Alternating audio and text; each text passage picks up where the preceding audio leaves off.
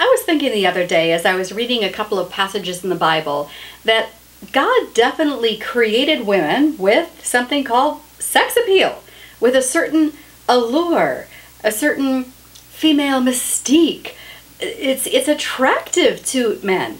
And here's where I want to go with this. And this is going to be borne out with a couple of biblical examples I'll give you in just a moment.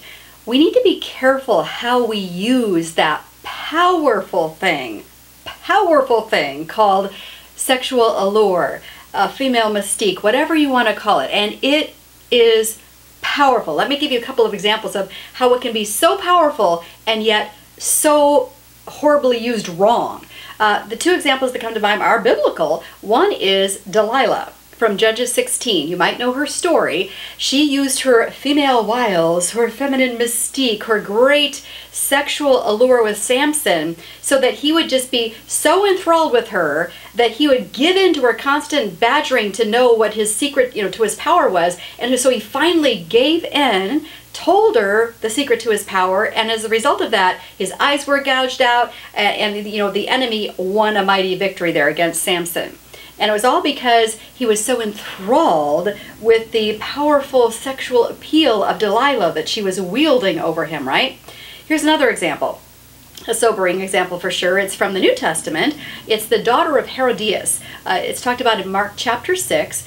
She used her feminine wiles, her sexual allure. She danced provocatively. She used her great beauty and again, this feminine mystique to so entrance the king that he became absolutely stupid. I mean, really stupid, because he was so enthralled with her, so entranced, that he actually promised to give her whatever she wants. And so she asked for the head of John the Baptist.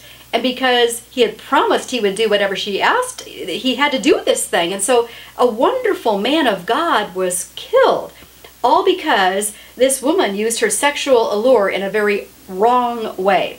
So how does this apply to you and me? Well, a couple of things come to mind, a couple of practical applications here.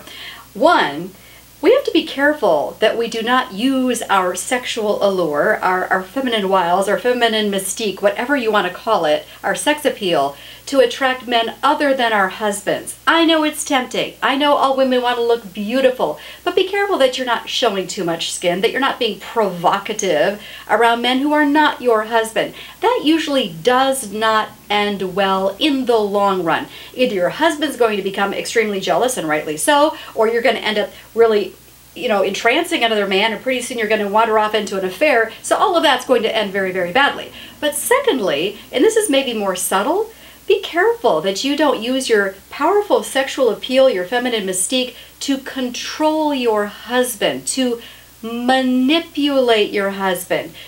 I'm going to reward you with sex and my beauty, and I'll do sorts of provocative things for you if you do things my way. If you don't, I will withhold my sexual appeal, right? I mean, that's called manipulation. That's called controlling.